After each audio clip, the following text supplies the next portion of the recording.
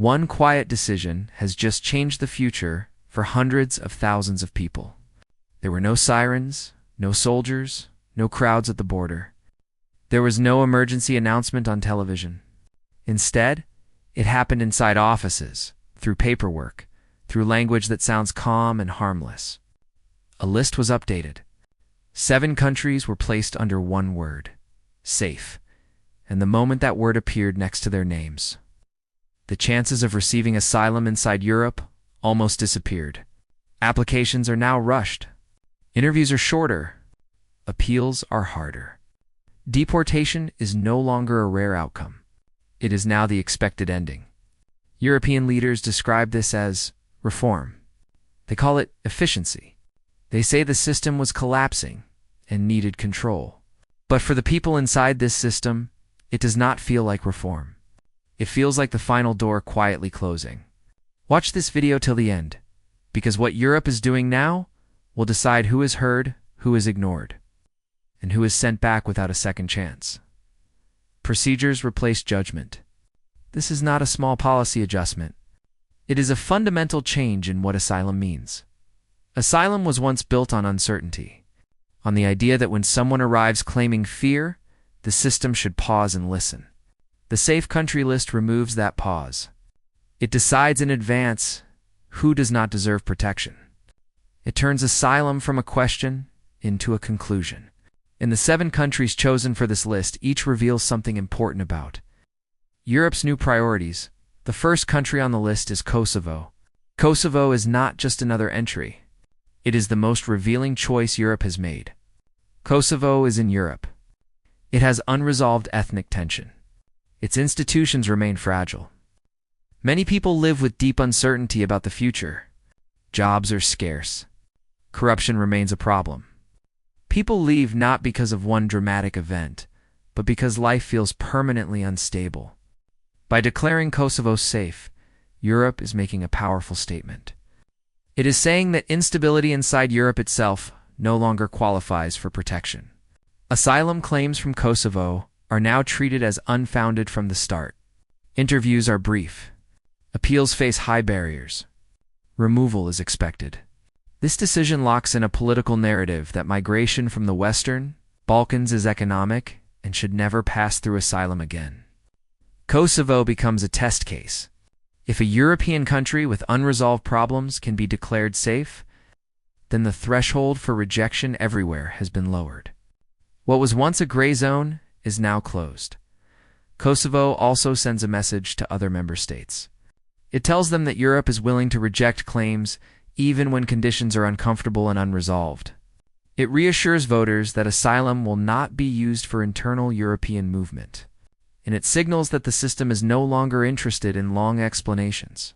Kosovo matters not because it is safe, but because it proves how far Europe is willing to go to narrow protection. The second country is Bangladesh. Bangladesh enters the list without headlines of war or violence. There are no daily images of conflict, and that is exactly why it matters. Bangladesh represents a form of migration Europe is no longer willing to handle through asylum.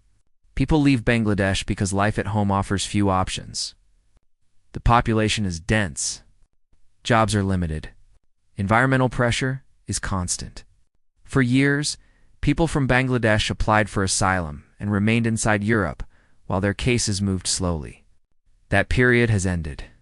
With the safe label, claims from Bangladesh are now treated as misused from the start. The system no longer asks whether the person needs help.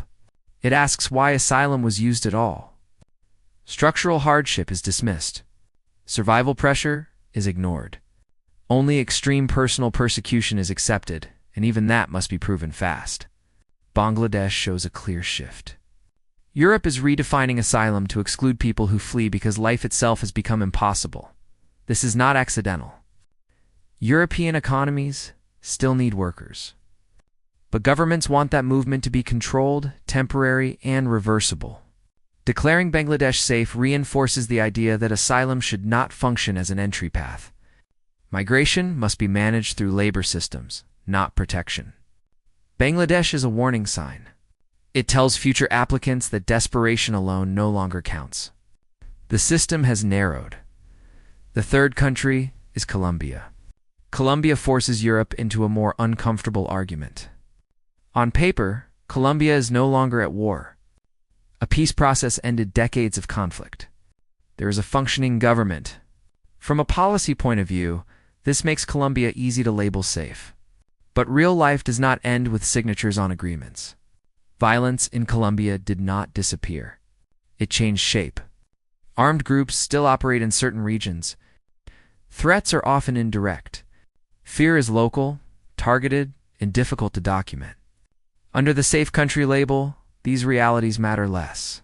Claims from Colombia are now rushed. National stability outweighs regional danger. Individual fear must fight against official progress. Accelerated procedures do not allow space for complex stories. This is how people fall through the system. Colombia shows what happens when statistics matter more than lived experience.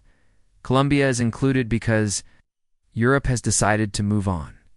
Once a conflict is officially over, the system closes its ears.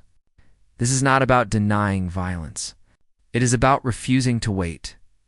Asylum becomes a backward-looking tool that only responds to clear wars, not ongoing risk. Colombia reveals how protection ends, not when danger disappears, but when patience runs out. The fourth country is Egypt. Egypt's inclusion is one of the most telling decisions on the list. Egypt is not unstable in the way Europe defines instability. The government is strong. The state is controlled. Borders are managed. Cooperation with Europe is deep. By declaring Egypt safe, Europe is redefining what safety means. Safety is no longer about freedom. It is about control. Asylum seekers from Egypt now face much higher barriers. Political pressure that does not lead to prison is harder to prove. Surveillance, intimidation, and fear, without visible injury, often disappear under fast review. Egypt exposes the real logic behind the list. Countries that help Europe control migration are treated as reliable. Human rights concerns are acknowledged, but pushed aside. Stability achieved through authority is preferred over uncertainty. This is a strategic choice. Egypt also shows how asylum and diplomacy are now linked. Migration cooperation is rewarded. Returns become easier. The message is clear. A government that contains movement is considered safe enough. For applicants, this means their experiences are measured against political convenience. Egypt marks a turning point where safety becomes a political judgment. Rather than a human condition, the fifth country is India. India enters the list through size rather than simplicity. India is vast. Conditions vary widely. Risk depends on region, community, and identity. But the safe label collapses all of that complexity into one assumption: stability. Claims from India are now judged against elections, institutions, and international standing. Individual danger becomes harder to explain. Social pressure, communal violence, and informal threats often leave no paper trail. Under accelerated procedures, these stories disappear. India shows how asylum struggles when national narratives override personal reality. India also reflects geopolitics. It is a major partner. Declaring it safe avoids friction. Migration decisions quietly follow diplomatic interests. For governments, the goal is clarity and speed. For applicants, the burden grows heavier as time shrinks. India marks a shift from listening to categorizing. The system no longer asks what happened to this person. It asks whether this country is considered safe overall. The sixth country is Morocco. Morocco's role in European migration policy is central. Long before people reach Europe, Morocco is already involved in stopping movement. Patrols, controls, agreements, by declaring Morocco safe. Europe turns cooperation into proof. A country that helps prevent arrivals is treated as capable of receiving people back. Inside the asylum system, this changes everything. Claims linked to Morocco are filtered quickly. Return is assumed. Harm that is economic, administrative, or indirect is ignored. Morocco shows how Europe's border has expanded far beyond its geography. Asylum decisions follow enforcement deals. Safety becomes linked to usefulness. This is where externalization becomes clear. Europe's border now stretches outward to wherever enforcement can be negotiated. Once cooperation exists, return becomes acceptable by default. Morocco reveals how asylum is being reshaped to fit border strategy. The seventh country is Tunisia. Tunisia exposes the final contradiction in the safe country list. Not long ago, Tunisia was praised as a hopeful transition. Today, institutions are weaker. Political space has narrowed. Economic stress is deep. None of this fits the strict definition of war. And that gap is exactly where the safe label operates. Declaring Tunisia unsafe would increase pressure on Europe's southern border. It would slow deportations. It would overwhelm Italy. So Tunisia is declared safe. Not because conditions are good, but because acknowledging danger would cost too much. Claims are rushed. Fear that grows slowly does not survive speed. Tunisia shows that safety is now about capacity, not reality. When all 7 countries are viewed together, the pattern becomes clear. This was never just about safety. Each country represents a compromise. Instability is accepted. Desperation is dismissed. Local violence is overshadowed by national progress. Repression is tolerated for cooperation. Borders are pushed outward. Early warning signs are ignored. Asylum is no longer built around protection. It is built around control. The question has changed.